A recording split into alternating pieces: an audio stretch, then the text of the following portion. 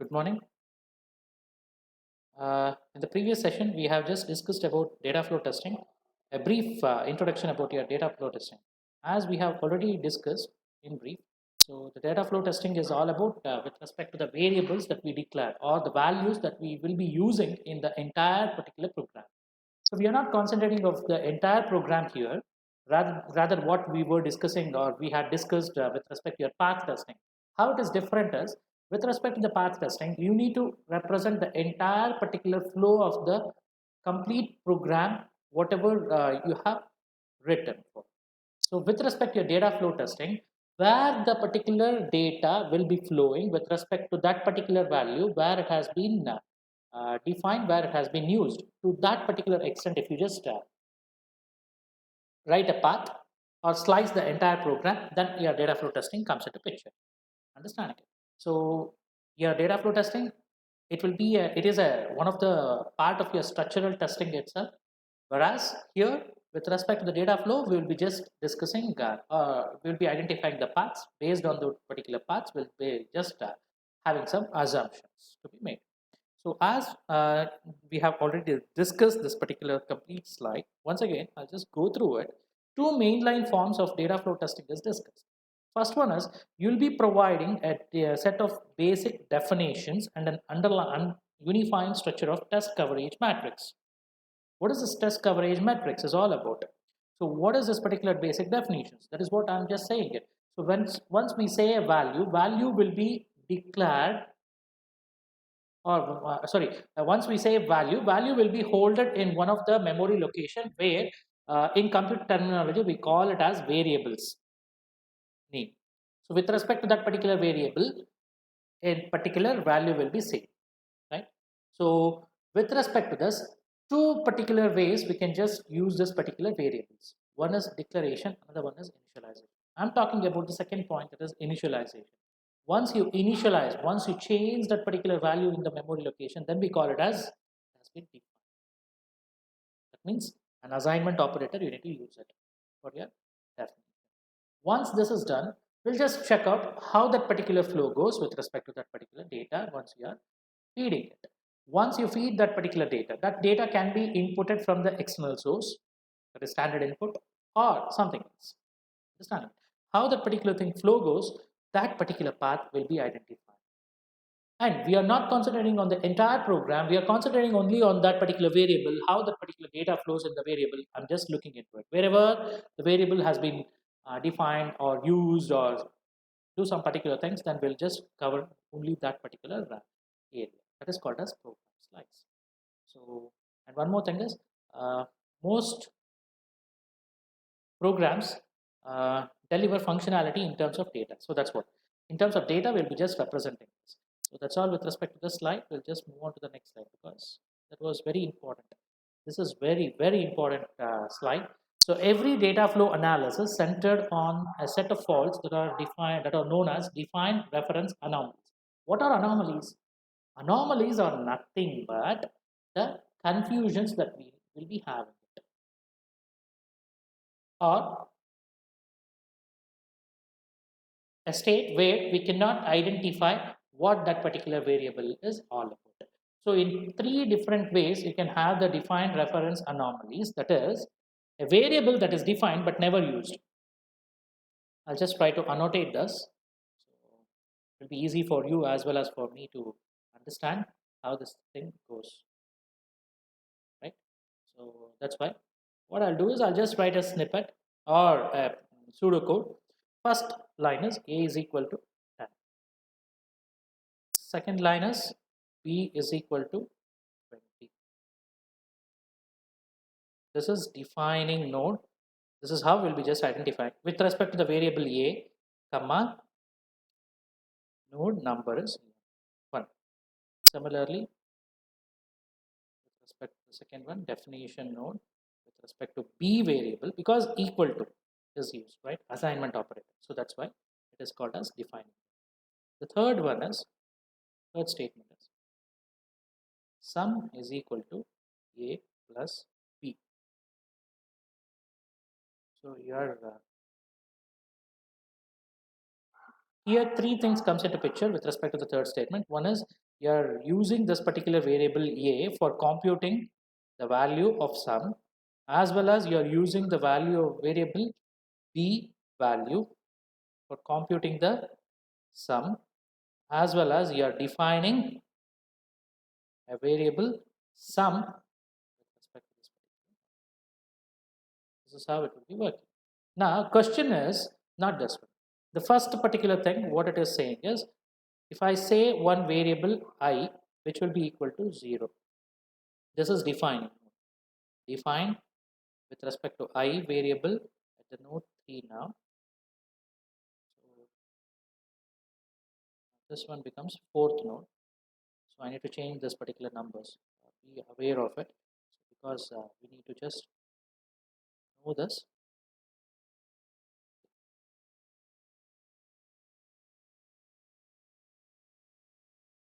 Next one is fifth one, print sum. So this one is nothing but your use node.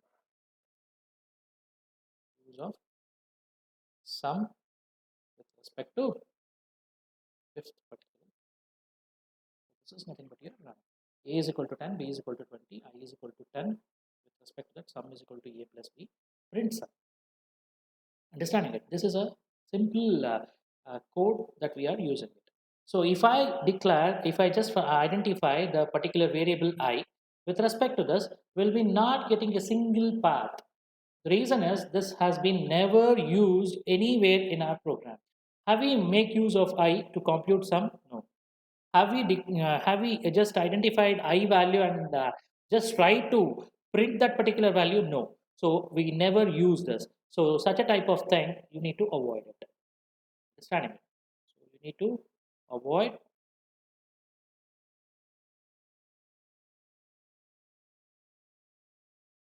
having third state to be in.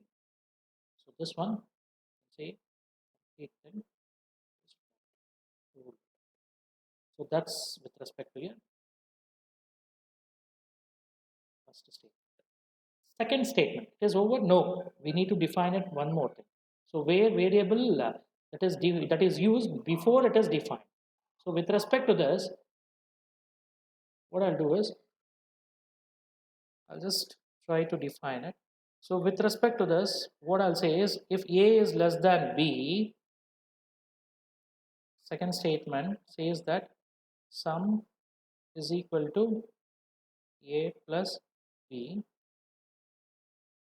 then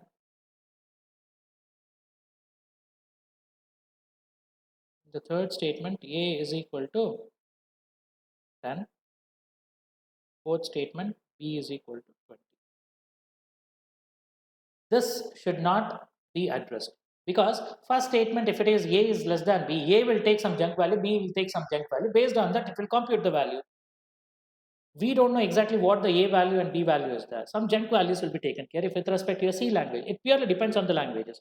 If you're going with respect to any of the other particular languages where it will be self-defined, that is, a default value will be available with respect to C#, Java, or JavaScript. If it is an integer variable, that is, a value will be taken, then it will be having 0. If you have that particular variable as a character type, then it will be a different one. So this is how it will be functioning. So with respect to this, it will be a problem. So we cannot say a variable that is used before it is defined. Why it is used? Because it is used for a computational purpose. What is the computation that we are performing? If based on these particular condition, a sum is computed. So a is used here also with respect to the first statement also. So first and second statement, a is used, b is also used for comparing or for computing a new value or for printing that particular value, whatever it may be. All these things are nothing but the usage. So with respect to this, it is not possible. So this one is also addressed now.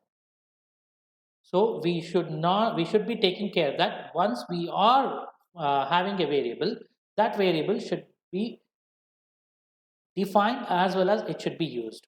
If it is never used, there will be a problem, reference problem. If it is used before it is defined, then it will be a problem. Which way value it will be taking? What is the value that is assigned for it? So we will be having some particular confusion. So you need to avoid such a type of variable. The next one is a variable is defined twice before it is used. Suppose this is a condition, then I need to take one more particular example. A equal to 10, second one, B equal to 20, third one,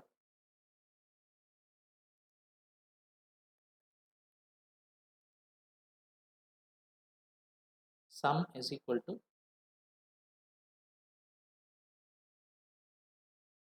A plus B.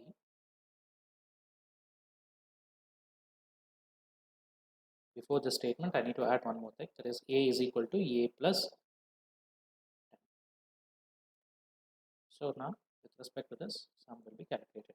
So here, if you are having a definition node is for variable A. So A comma 10. Similarly, definition node for your variable B.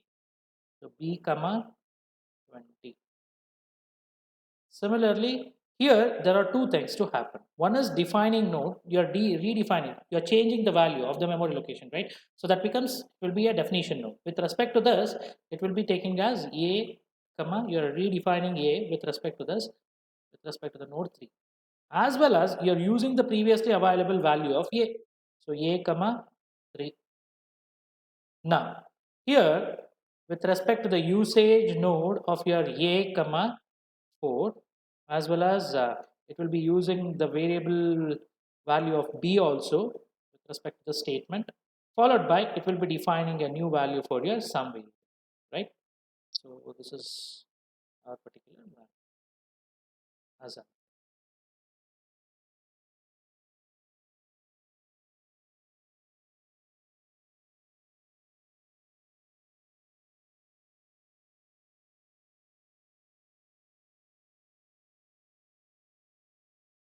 definition node with respect to your sum comma 4. Sorry, yeah, 4. I need to change this particular number now. Yes, sir. This is a. But if you just carefully observe it, A has been defined and it has been used in particular third statement, and the new value of the variable A will be computed with respect to the sum, not with respect to the first variable declaration. So A will not reach this particular sum itself. So with respect to this, if you are defining twice, the last value, whatever has been redefined, that value will be taken into consideration rather than the first particular input that we have fed it. That's why be aware of such a type of variable declaration if you are having it with respect to your data flow testing. Okay, so that is also addressed. So don't go with redefining the entire. So that is what your data flow testing will be telling you to do. Fine. So this is with respect to your.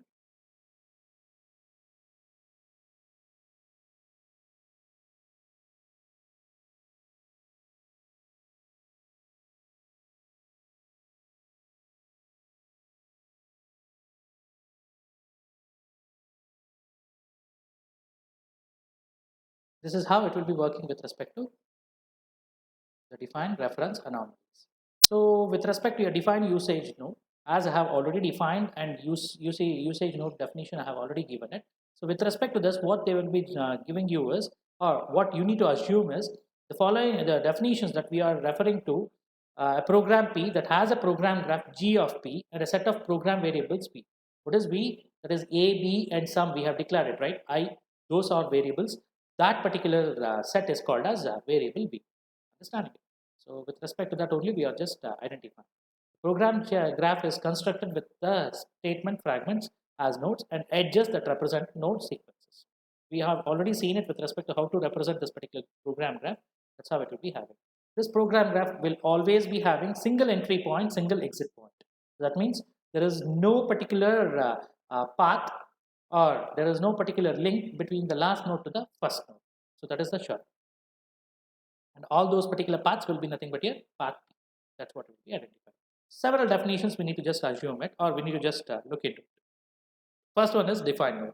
So what is a defined node? So if you have a node n with respect to a program graph G of P is a defining node of the variable V, which is present in the whole particular set. So it is nothing but one particular symbol has been left out. So that's what I just wanted to provide. Belonging to.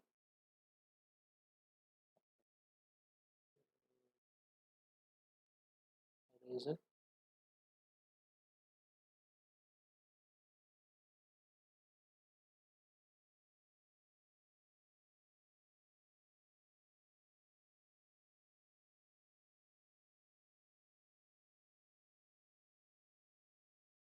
Belonging to the capital V written as defined. If and only if the value of the variable V is defined at the statement fragment corresponding to the node n. So define a comma 1. So with respect to node 1, a is defined. So a is defined is nothing but the memory location should be changed with respect to the values. So then we call that. Okay. So your declaration will never come into picture. Where initialization will be the point that we are talking about the definition. Okay.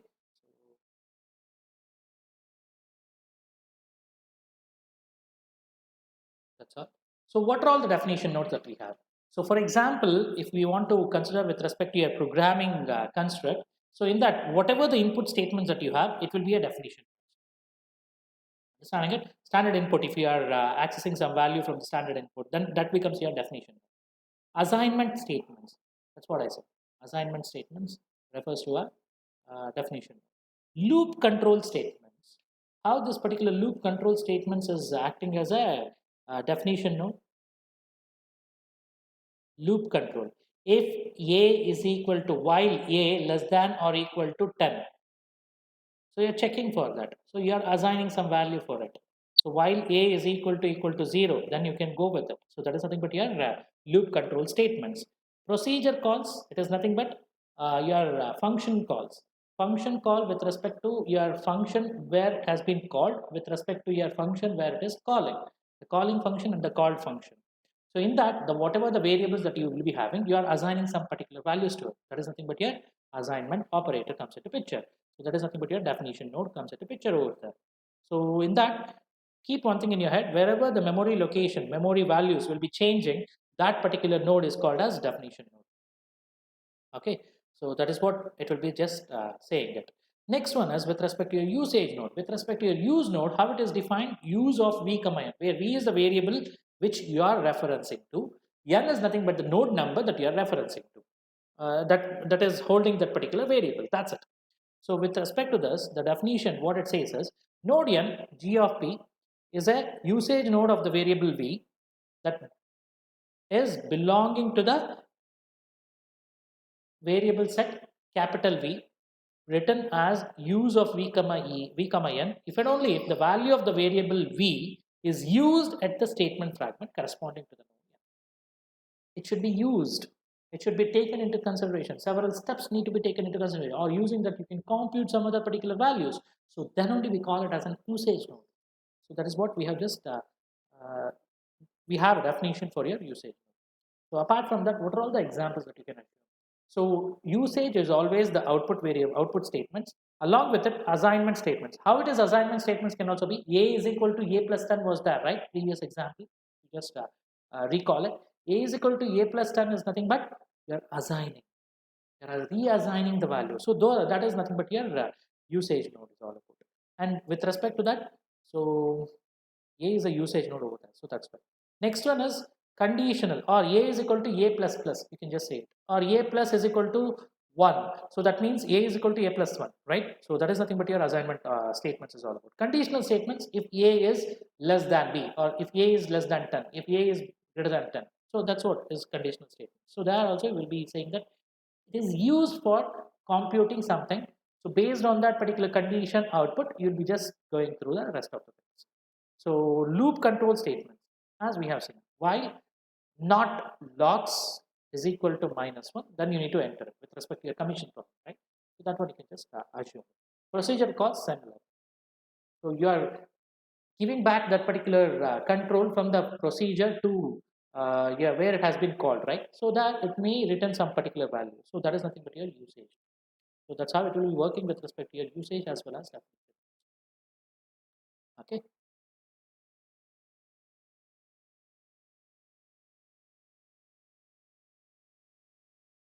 Yeah. When the code corresponding to such statement executes, the statement of the memory location associated with it with the variables remain unchanged. See, whenever you are going with respect to your definition node, always whenever you are talking about the memory location, the value will be changing. If the value changes once, it's a definition node. If the value does not change in any of the particular manner, then it will be called as a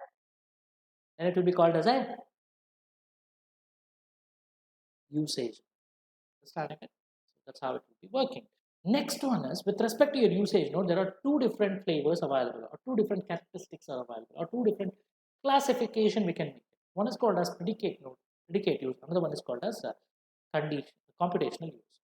Okay, so a usage node, we have already defined that it is a usage node.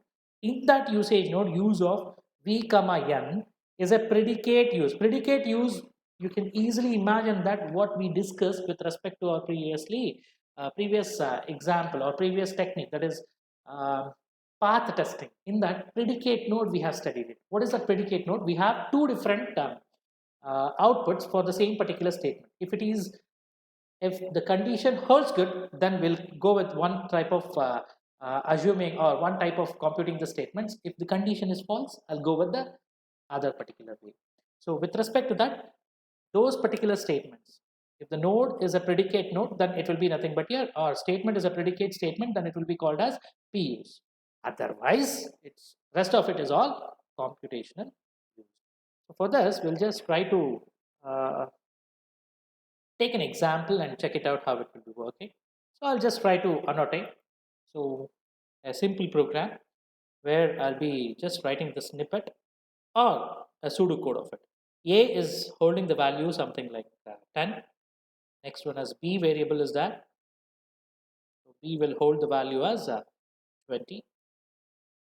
Third statement, what I'll do, previously we were computing the sum, right, in the previously taken example. Now what I'll do is, I'll just take this particular thing called as if statement, I'll add it, A less than B, fourth statement, then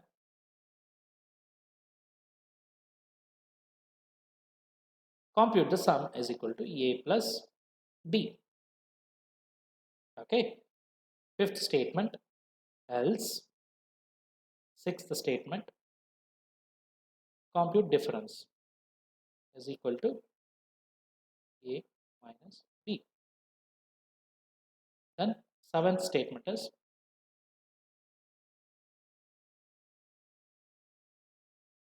print sum.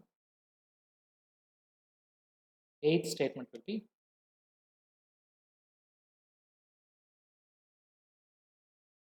I'll not do it right now here. Say end if. Eighth statement is end program. Okay. So what I'll do is after computing this, I'll just change the node now. Print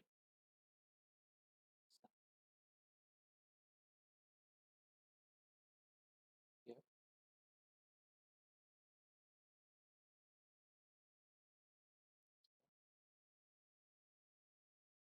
So eighth node is print difference.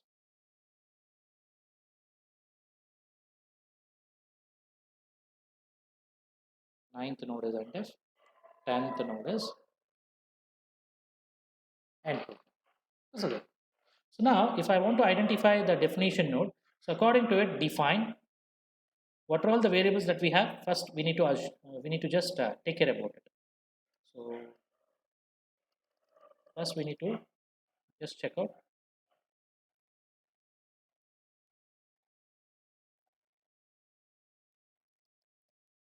what is this V is on. V is equal to, it's a set, right? So here A will come into picture, B will be there, followed by C will be there, C is not there, sum is there, variable, followed by difference is there. Any other variables that has been listed? No, right? So only these four variables are listed. So in this, if I just want to identify what is the usage node with respect to the variable A. So path with respect to your variable A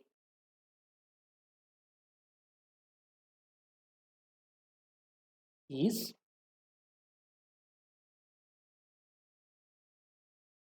given by what?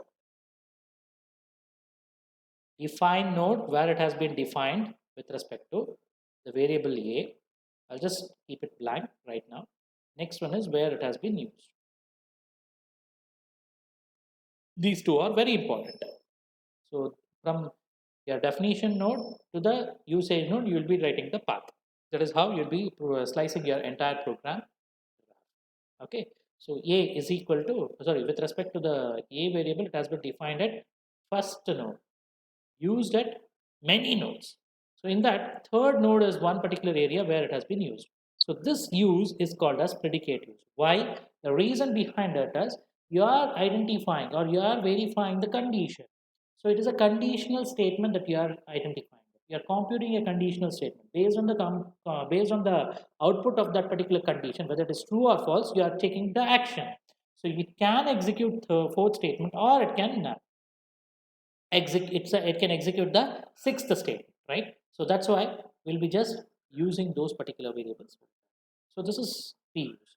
Next one is there is one more thing called as C use. What is the computational use? If it is not a predicate statement, then that statement, if you are using, if the variable is getting used, means then it will be coming under the computational use.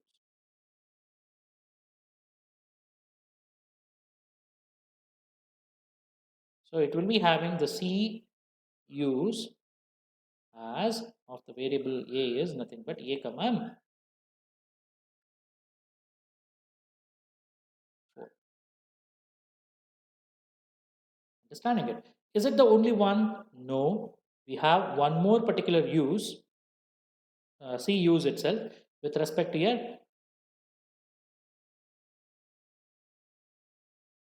node variable A itself, A comma 7. So if you want to write a program graph for it, then it should say that it should be starting from the definition node and it need to end with the usage node. So with respect to this example, so your usage node with respect to your path, it will be taken care where A comma 1 is that 2. One particular use you state it, you just take it at a time. So this is what the slice is all about. A comma 3. This will be one path. This is your path 1. Okay. Similarly, path 2. So defining node is that A comma 1 2. Now I need to flow with respect to your computational use. Computational use, whenever you are making it, that particular point of time, it should be very clear to which statement you are executing it. So if it is 4 months, then always A less than B. You need to give the value A of A and B as one and the same. Okay, so this can be taken care. One more path is there which will never be traversed according to our example, because it has this particular path A comma 1 extracts, and it need to end with respect to your C use itself, right? So this is with respect to A comma.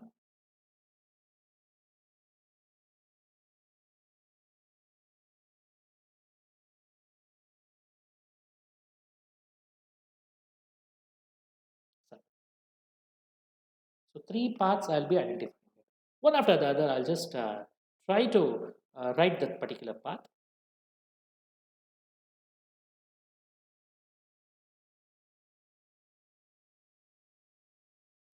First one, 1 and 3.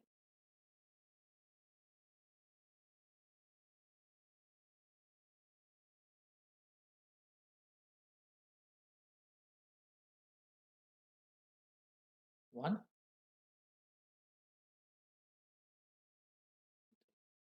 So if you have a directed edge, this becomes here path 1. We call this path as DU path, define use path. In that, define will be the starting node, whereas usage will be the end node. So with respect to that, this is one P1. We call it as DU path.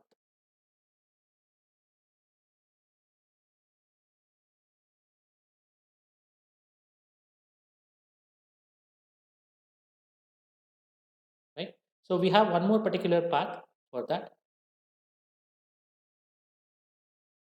We are running out of time. We'll just check it out how this particular thing works.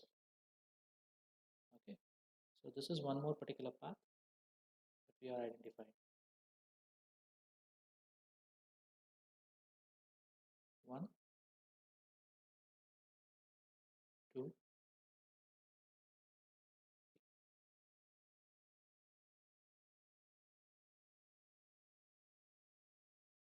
1, 2.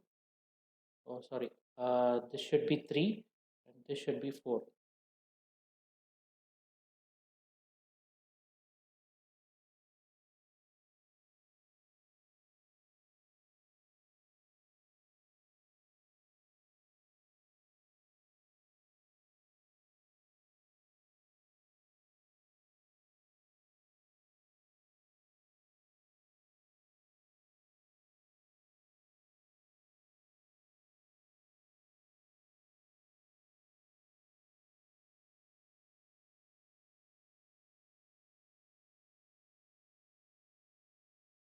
This is 3. This is 4. So with respect to this, it will be working. This is called as path.